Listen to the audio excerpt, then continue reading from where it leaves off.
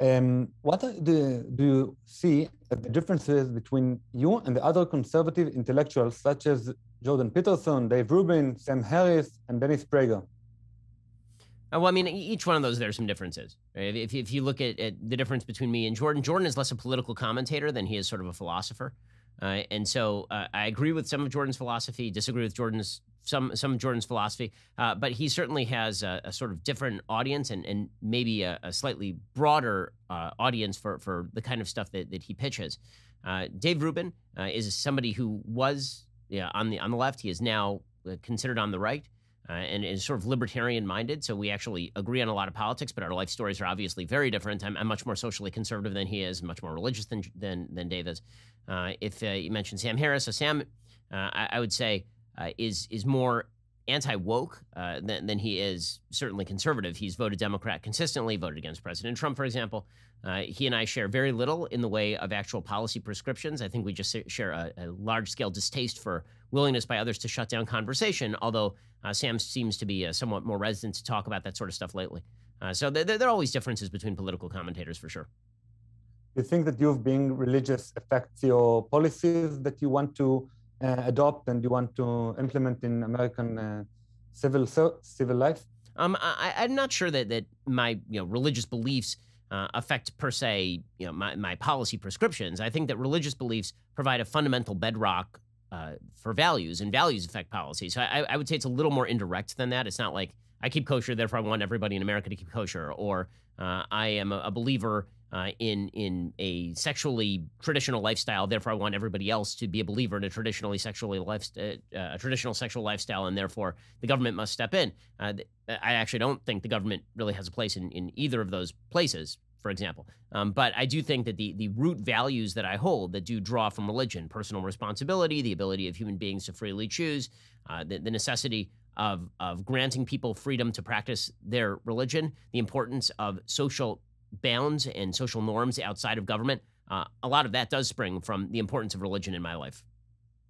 In the past, you've recommended that college students follow your example of telling intolerant professors what they want to hear. Jordan Peterson, on the other hand, recommended telling the truth because it is better for your psyche and your soul to accustom yourself to being brave and to being honest. Have you changed your mind? I haven't. I think that there is this goes to almost a Kantian categorical imperative question, right? Is it always better not to fib?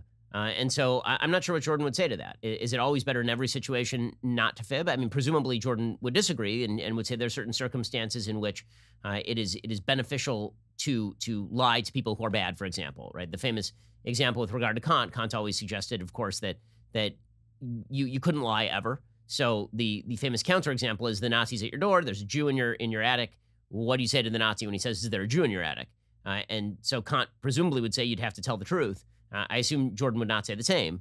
And so the question becomes, under what circumstances is it beneficial or useful to lie, and when does it compromise your fundamental central values? I don't think it compromises your central values to tell people who are dishonest that they ought not have control over your life.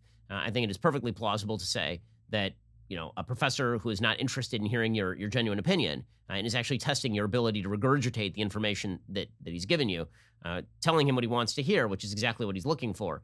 I'm not sure that how that is a compromise in values unless you actually are doing it publicly. I think it's one thing to repeat something publicly and in front of other people. It's another thing to give the professor what he wants on the test so you can get what you want on the test. I'm not sure how that's a massive compromise in values. So do you think we should attempt to save academia and the mainstream media from its bias, or should we invest in other channels for research and information? I think that we need to build alternatives. I think these institutions are too far gone. I don't think the universities are savable. I think alternative institutions will break them down. I think the internet is doing so. I think people are taking online classes. People are hiring without college degrees. And I think all of that is very good. The same thing is true in the media. And I think what you're starting to see is a shift toward a 501c3 charitable model for journalism, which makes a lot of sense because journalism is very, very expensive. And everybody cribs off journalism. It's not really a profit center. But when it comes to telling what the news means, that is a profit center. It can be a profit center, and you need a bunch of alternative sources to provide it. So I'm not going to count on the New York Times to moderate its opinions on a variety of viewpoints. So what I am going to do is provide an alternative to people, which in many cases is as popular or more popular than the Times. The Daily Wire has recently partnered with Gina Carano to produce a full-length movies. Do you have any plans for the future, films or series? Oh yeah, well, so we have the Gina movie that is starting production in the next probably month, 6 weeks, something like that. And then we also have another movie that is going to be coming out next year that we're really excited about as well. We have a couple of TV series that we are starting to produce. We have all sorts of entertainment content that we're looking forward to releasing. What's the importance of those series or films or culture matters? And the importance is in providing an alternative, just as we discussed with regard to media, and just as we discussed with regard to the other arenas, academia. Providing alternatives is really, really important. Hollywood right now has a monopoly on what people see and hear from an entertainment perspective, which means that, for example, Rachel Maddow of MSNBC, she didn't just re-sign a deal with MSNBC this week. She actually signed a deal that gives her an overall entertainment deal. So she's going to be producing movies now, for example. You're never going to see anything similar from the right, except for us. Right? Nobody is ever going to hire me to write movies for Hollywood or Karl Rove or would have Charles Krauthammer. Like none of that was ever going to happen. But if you're on the left, this is all fairly well established, right? If you're Barack Obama, you get a movie deal. If you're Donald Trump, then you go home to Mar-a-Lago and everybody tries to prosecute you. So providing an alternative is a necessary expedient. So basically, you're going to give a job for everyone that the left has canceled. And yeah, no, that's definitely one of our strategies. If the left continues to cancel popular people, just cancel them right over here, and we'll pick them up, and we're happy to make money off of them and provide our audiences with people that they want to hear and who are now being silenced. Can you provide some tips and strategies of defending free speech against biased media and big tech? So I think that it's a couple of different questions. So big tech and biased media are not quite the same thing. Biased media, again, providing the alternative is the best form of fighting back. And it turns out that these institutions destroy themselves if they even offer you an open door. Politico, for example, earlier this year offered me the ability to write the Politico playbook. That prompted such a strong revolt inside the newsroom that now the newsroom is going to unionize probably and maybe destroy Politico from the inside, which is hilarious to me, frankly. I think they if that's the way they want it, that's the way they're going to get it. And I'm proud to lead the unionization efforts over at Politico. Meanwhile, when it comes to big tech, I think that there are a couple of things that can be done. One is there was an attempt to build alternatives with, for example, Parler. It seems to me at this point that there's a double game that's being played by big tech and government. So government has granted a specific subsidy to big tech. Right? That subsidy was designed in order, and not just big tech, to everybody. That subsidy was designed in order to broaden the mode of communication. The idea was that you're not responsible for the commentary in your comments section. So if your site, like Facebook or Twitter, is entirely a comment section, you're not responsible for any of the content there. Okay, fine. But there are also carve-outs from Section 230. Section 230 of the Communications Decency Act, which says that you're allowed to curate that content. Well, the question is, ideologically and intellectually speaking, when does curation become editing?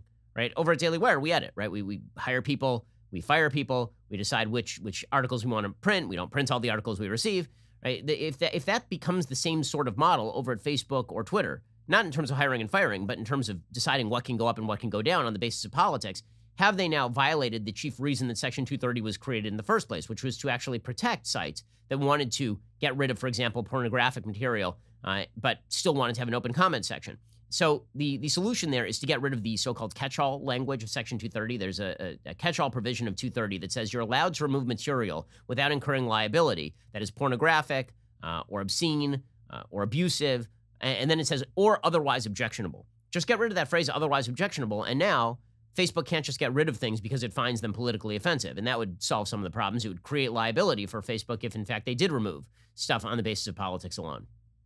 So if I understand you correctly, if you take this phrase off, so the recent regulation is okay, like the regulation that is in the law. It really helps. Yes, the regulation goes with the classical liberal approach. Yes, at that point, basically you've said that Facebook is allowed to take stuff down that is, for example, pornographic or fully abusive, for example. But they're not allowed to take stuff down on the basis of politics. And if they do take stuff down on the basis of politics, their liability protections are now removed. So what that means is that if they take stuff down on the basis of politics, but they don't take down, for example, slanderous material, then they could be sued for the slanderous material, which makes sense because, again, either they're responsible for the stuff on their site or they're not responsible for the stuff on their site. The entire premise of these social media sites is they are not actually responsible for the stuff on their site. They can't claim responsibility for some and no responsibility for others. Do you believe that Judaism has liberal foundations, or do you subscribe with the traditional view claiming that Jewish values are closer to socialist principles? I'm always sort of hard-pressed to see where Jewish values are close to socialist principles. The only sort of halachic, Jewish law related provisions of Judaism that seem socialistic are things like Yovel, which frankly the Rabbanim found a way around, or Shemitah, right, forgiveness of loans, which again they found a way around. And when it comes to land sales and reversion of land to tribes, that was a specific expedient. The tribes no longer exist, so that obviously is no longer really applicable. If you're talking about the sort of economic system set up by Judaism, Judaism is a very private property centric system, and the taxation system in Judaism, between Maser and Maser Sheni and Truma and all of this, it amounts to essentially for most years somewhere between a 10 and 20% tax rate. That looks a lot more liberal than socialistic to me. Why did you adopt the Christian stance when it comes to abortion? That means that when the baby is created in the womb, even in the first day, it already has a life like a human being. Because any alternative is illogical to me. So the sort of, it is treated as water standard of the Talmud. First of all, that's not really true, right? It's not treated like nothing. You still have to get even halachically, you have to get a heter from a rabbi in order for you to go get an abortion, even before 40 days. And halachic authority is far greater than me, right? I'm not a halachic authority at all. Halachic authority is far greater than me, ranging from Rav Soloveitchik to Moshe Feinstein. We're extraordinarily strict on abortion. So I don't think that what I'm saying is a radical departure from a huge swath of Jewish halachists. The kind of ideological standard that to me it's a life from the beginning as opposed to 40 days is just rooted in the sheer biology of the situation. And so if that comes into conflict with a sort of Talmudic principle that morally it's treated in a certain way beyond 40 days, you can argue about the morality of where it should be treated beyond 40 days, but on a scientific level, I fail to see how life doesn't start at conception, but does start at 40 days. There's no actual hard scientific evidence that backs that. Yeah, but by halacha, even if someone is doing an abortion without a permit from a rabbi, it is considered chabala, which means you hurt your body and you don't hurt someone else or some soul. Well, I mean, so there's some pretty detailed debate over exactly how the baby is treated. And when you say that you're not hurting somebody's body or hurting somebody's soul, or that the soul is instantiated at the moment of exit from the womb, I find that just hard to support on a scientific basis. Now, again, I'm not a halachist. I don't think that halacha is the guide, as I've said at the very top of this interview, for what law ought to be. So I don't feel the need to justify my own political positions in terms of halacha, nor should anybody use me as a halacha guide. I'm not a rabbi and I don't have smicha. So if you want to ask a religious question to a rabbi, you should ask a religious question to a rabbi. If the idea is that every position that I take on public policy has to be more liberal than halacha, I don't see why that would particularly be the case. Do you think there is a future for American Jewry concerning the last Pew research that found out the future for American Jewry is modern Orthodox Jewry and Orthodox Jewry. I mean, that's what the Pew Research shows, right? What the Pew Research shows is that a huge swath of people who are under the age of 40 and are Jewish in the United States are Orthodox, and nearly nobody above the age of 60 in the United States is Orthodox. What that shows is that young Orthodox people are remaining Jewish, and people who are not Orthodox are largely not over the course of 1 or 2 generations. Frankly, there's a similar problem demographically in Israel, although not nearly the same. There, the problem is childbirth rates as opposed to actual intermarriage. In the United States, the real problem is intermarriage in terms of Jewish numbers. Yeah, but even in Israel, the secular Jews are giving birth per woman something like 2.3, 2.4. So we don't really have a problem. Right. So I'd like to see those numbers. Last I checked, the overall average in Israel is 2.2, right? I think the overall average is 2.2. No, I think more. In the last years, we've gone really up. That's great. I mean, first of all, that's great. I wish we in the United States had a replacement rate And I think we may be barely at replacement rates in the United States. I don't think we are, actually. I think we've started to drop below replacement rates. But the demographic arguments I've heard from Israel is that people who are more Orthodox are having 8 kids, people who are secular are having 2 kids or 3 kids. And so over time, you're going to start to see more of a difficult sort of demographic argument in Israel between the Orthodox and the non-Orthodox. In the United States, you're certainly seeing that. You're seeing it much more in the Jewish community in the United States because that's exacerbated by intermarriage. Because secular Jews in the United States tend not to marry Jews and then don't tend to raise their children Jewish. So it doesn't tend to, so it really isn't a question of how many kids those secular Jews have. The question is whether those kids are even raised Jewish. That's not the same issue as in Israel. Of course. Many of my listeners were wondering, have you ever considering doing aliyah? No, not particularly. So I love Israel. Israel is wonderful. I've considered buying real estate in Israel and bringing my kids there on a regular basis. But America is my country and the country that I think has the finest constitutional principles on the planet. And this is why you're there, because of principles. But like I don't really get it, because usually for someone, belief is much stronger, or nationality, like Jewish nationality, is much more stronger than believing in some kind of values which are, man-made. So. Well, I mean, but I think that there's a lot of religious principles that undergird the Enlightenment principles of the Declaration of Independence and Constitution of the United States. And beyond that, even from a Jewish perspective, there's a notion that just Jewishly, there is there's a real importance to doing work on behalf of broader values, even if it takes you outside the land of Israel. I wanted to ask you another question about the dual identity and the dual loyalty about the American Jewry, because many anti-Semitic voices have long claimed that the Jews hold dual identity and dual loyalty. Do you agree about it? I'm not sure when people say that Jews hold dual loyalty, I guess my question would be in the same way as Cuban Americans hold dual loyalty, or in the same way that Irish Americans hold dual loyalty, or in the same way Italian Americans hold dual loyalty. Like, meaning, are there things that we believe about the importance of foreign lands that have an impact on American policy? Absolutely. So what? I don't understand when they come into conflict, the question is going to be over what issue do they come into conflict? So far, I've seen there are times when I believe that the United States has been more right than Israel on a particular issue. There are times when I believe that Israel is more right than the United States on a particular issue. So I'm not sure what the dual loyalty argument is unless the two nations went to war, in which case you'd actually have to pick a side, which of course is not going to happen. Yeah, but when the American interest of maybe defending Israel, or the American interest of not defending Israel, it could clash. Not yeah, only I mean, war. frankly, I don't believe that the two come into conflict any more than Catholic Americans, have dual loyalty to the Pope and have dual loyalty to the United States. Right? It's very interesting to me that in sort of American politics, the only accusation of dual loyalty that people even bother to take seriously is the accusation against Jews of dual loyalty. There are a bajillion dual identities in the United States, people who have multiple layers of identity ranging from the tribal to the religious to the international, and yet the only appropriate forum for these questions is always directed against Jews, which I find interesting. Yeah. Do you believe that Israel could exist without the American support? I think increasingly, yes. I think that at the beginning, no. I think that right now, honestly, it's a question for the Defense Department in Israel.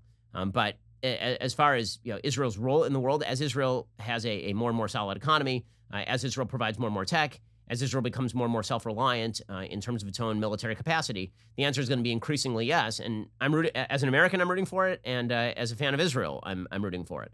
So as a Zionist, I'm rooting for it. So I think that I would love to see Israel be fully independent, in the same way that I'd love to see Europe be fully independent of American spending on defense in Europe. The fact is that Europe lived off the largesse of the United States for nearly the entire Cold War period. So I'm very much in favor of everybody sort of being self-sufficient. So I think Israel is getting more self-sufficient. The best thing that Israel could do is dramatically lower its business tax rate and take advantage of the increasingly unfriendly international business climate. And Israel has such unbelievable levels of intellectual capital that Israel would start making a fortune pretty quickly. And what world politics shows is that economic and military power are a lot more important.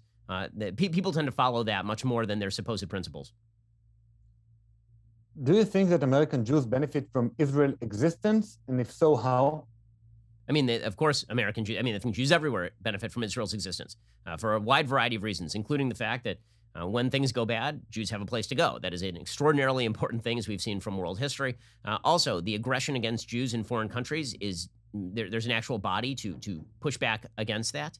The reality that there is a Jewish state is of great international importance in terms of Jews not just being treated as a internal minority to be batted about, but there being external forces that can actually come and work to defend Jews, which Israel has done all over the world. So yes, I think there's been heavy benefit to American Jews and to Jews globally from this. And right now, because America is very kind to the Jews and very good for the Jews, I would say more clear benefit to, for example, French Jews right now than to American Jews in the existence of Israel. But that doesn't mean that Israel is somehow not valuable to American Jews. I think that all the Jews who have historically thought that the lack of a Jewish state is no problem, it's not gone particularly great. In light of your answer, do you think that the Jews that live in the diaspora have a moral obligation to join the IDF for a certain amount of time? I don't think that Jews who live in the diaspora have a moral obligation to join the IDF because they're citizens of the countries in which they live. But I think that they do have a moral, and if they are Jews who identify as Jews, I do think that they have a moral duty to support Israel on an ideological level. Mm-hmm. You know, much of the efforts of the BDS movement and other anti-Israel organizations is concerned on turning international public opinion against Israel by spreading disinformation regarding the Israeli-Palestinian conflict. We saw an example of that on a recent episode of Joe Rogan podcast, where Joe hosted a BDS activist, Abby Martin, who presented a twisted image of the conflict by telling blunt lies. What strategy should Israel and its supporters adopt in order to fight such anti-Israel propaganda? So, I mean, you debunk those lies where you can, and I'm happy to talk with Joe about those issues. I'm going to be on his show sometime in the near future, and hopefully that will come up. As far as debunking anti-Israel lies, obviously a lot of time should be spent on that, but it seems to me that the real point of contention has always been for Israel that when it comes to BDS and the anti-Israel push, Israel spends an awful lot of time back-footed, meaning that Israel spends an awful lot of time defending itself by talking about its human rights record, which is excellent, and talking about the challenges that Israel faces in the face of terror, which of course is true. But the reality is that the Palestinians, the Palestinian Authority, its advocates, Hamas, their advocates, they spend no time at all talking about their own domestic treatment of their citizens or about their treatment of Jews. They spend all of their time just talking about how their enemies are evil and their enemies need to be destroyed. And you'll notice that BDS activists never spend one iota of time talking about the behavior of Hamas or the behavior of the Palestinian Authority. They spend all of their time talking about the supposed evils of Israel in a complete vacuum. There's something similar that happens in the United States with regard to critiquing American foreign policy. There's an awful lot of time that's spent on critiquing American foreign policy without regard to who the United States is fighting. So you saw for 20 years all of this talk about the evils of the United States and their predations in Afghanistan. The minute that the United States leaves, then all of a sudden people realize, oh, wait a second, when the U.S. leaves, the Taliban fills the gap.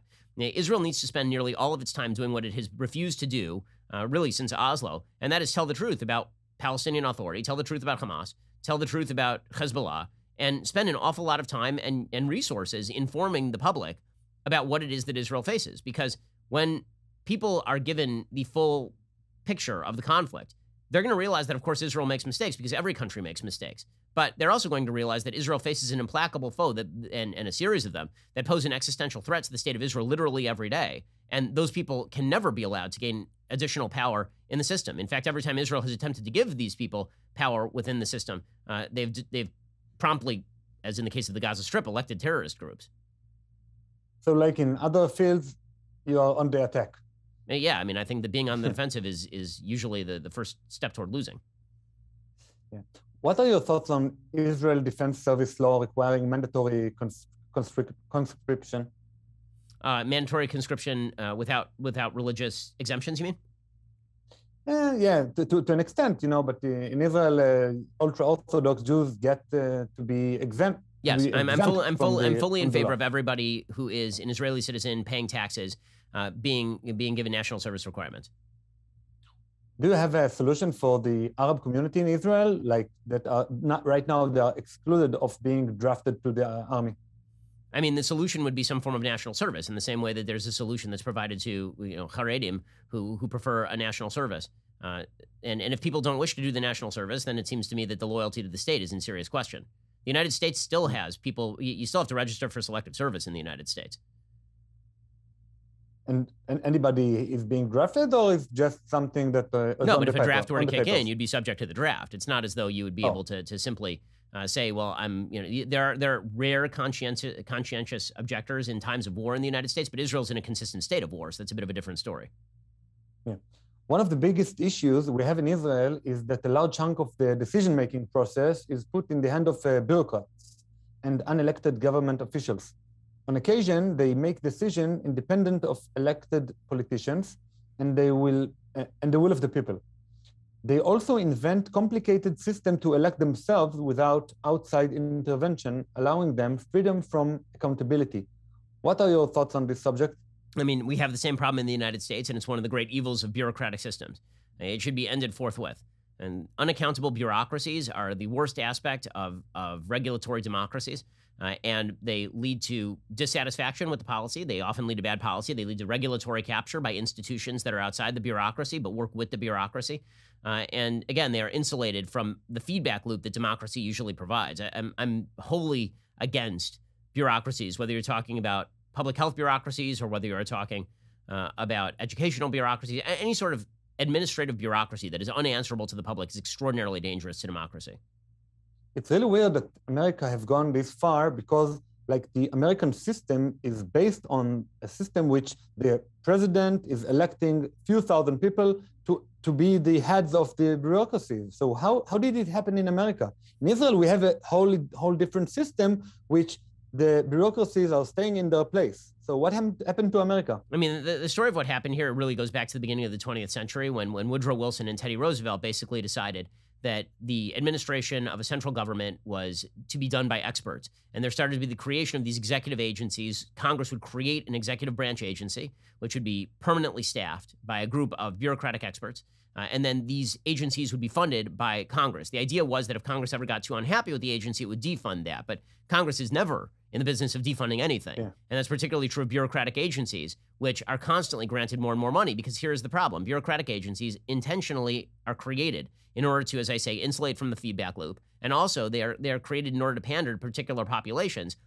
So what you have with the case of most of these bureaucratic institutions is very acute and focused benefits and very diffuse harms. So you have a specific group of people who are very much helped by, for example, the Bureau of Indian Affairs or Bureau of Native American Affairs in the United States, and a diffuse group of people, namely the American taxpayers, who are harmed by spending billions of dollars on programs that don't make a whole hell of a lot of sense. Well, if those harms are diffuse enough, it's very hard to argue against them, and this has been the case in America, for sure.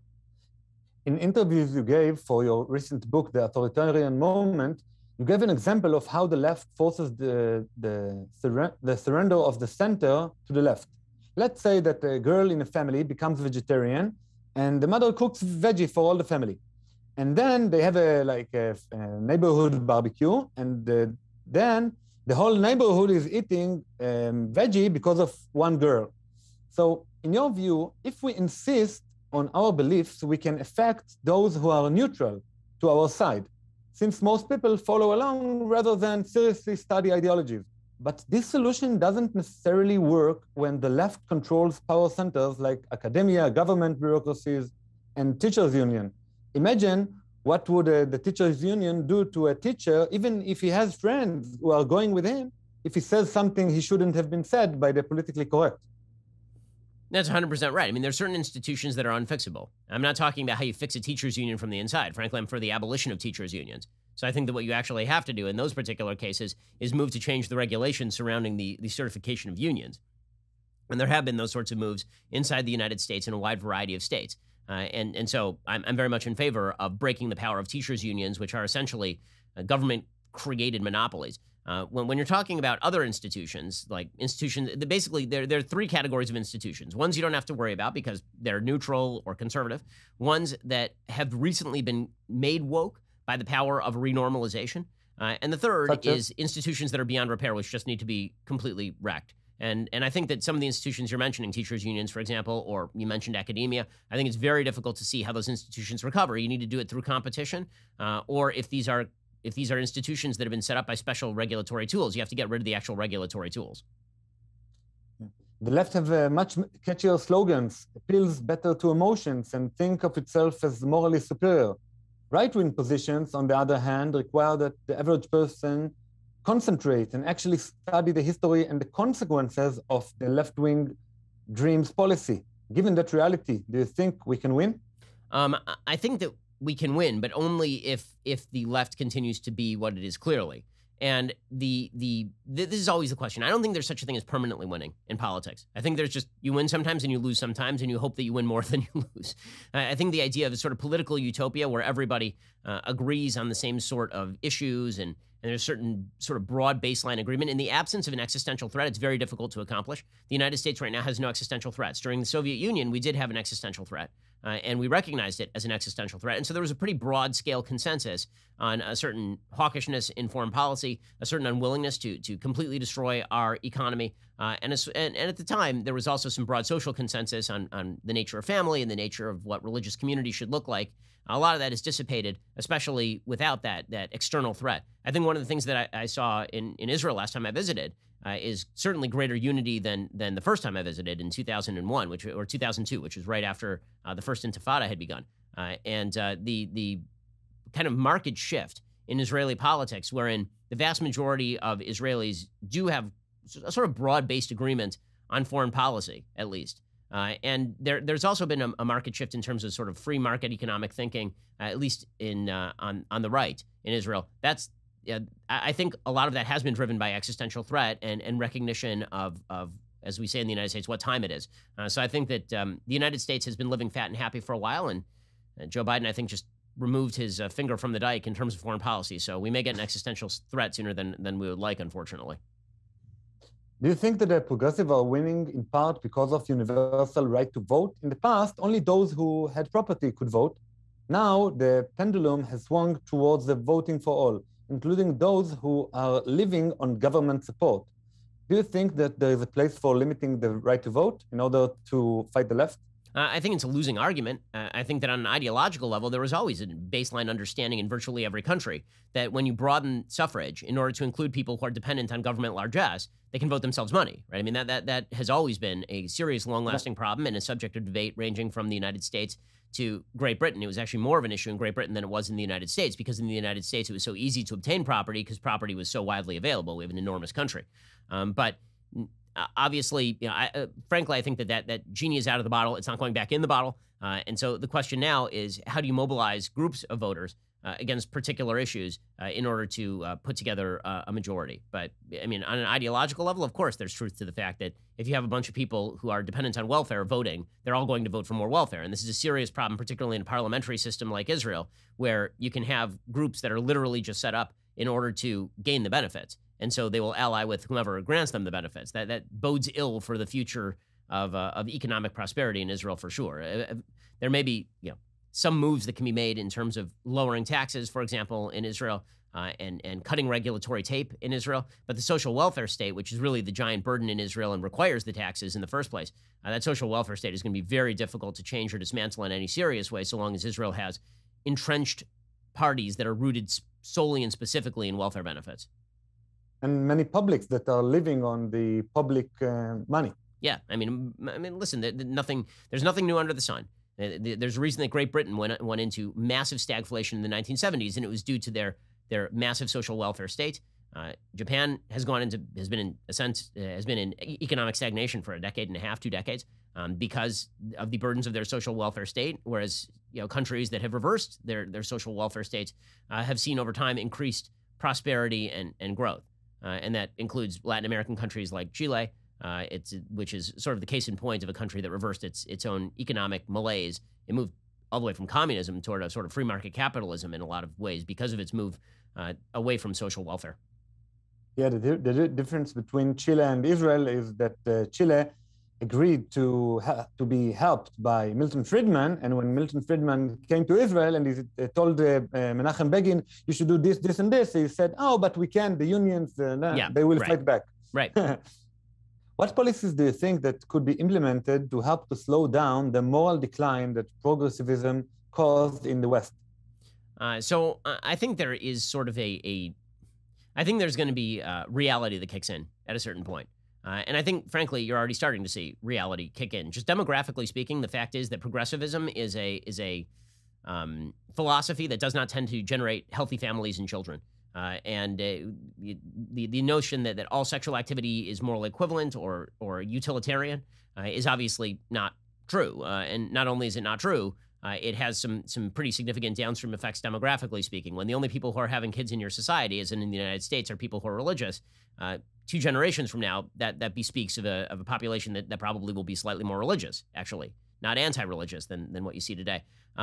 I think there's a real lack of fulfillment that you're seeing from a lot of people who are granted the premise that hedonistic sexual activity was going to be the be-all, end-all, and sexual self-identification was going to be the center of who they were. I think you're starting to see a real disillusionment with that, particularly among a cadre of young men in the West. Progressivism, Marx always suggested that capitalism bears the seeds of its own destruction. I think progressivism also bears the seeds of its own destruction in this way. The utopia that people were promised is not actually a utopia. In many cases, it's a morally confusing and psychologically disappointing dystopia. Let's hope you are right. So what advice would you give for a student that is going to college and have a few weeks or few months to read books? Which books would you recommend him to read in order not to be so influenced by the progressive professors? So, I mean, frankly, I think that if you only have a few weeks to read something or a few months to read something, you should be reading summaries of philosophers rather than philosophers. That is kind of what I tried to do in, for example, The Right Side of History, where I sum up a lot of philosophical ideas inside of 220 pages, which sometimes is a better way to do it, in terms of sort of what the public is capable of reading. If somebody spends years reading it and then summarizes it for you, that can very often be better. I think that spending some time with C.S. Lewis, spending some time with Russell Kirk, and spending some time with Thomas Sowell for sure would be particularly useful. Henry Hazlitt, the famous economist in the United States, that'd be really useful. If you're up to it, reading some F.A. Hayek would be excellent on the economic front. So thank you very much, Ben. It was a pleasure, and I'd like to talk to you again because you have much to give to the Israeli public sphere, as you give to the American public sphere. I appreciate it. Thanks so much for the time. Thank you.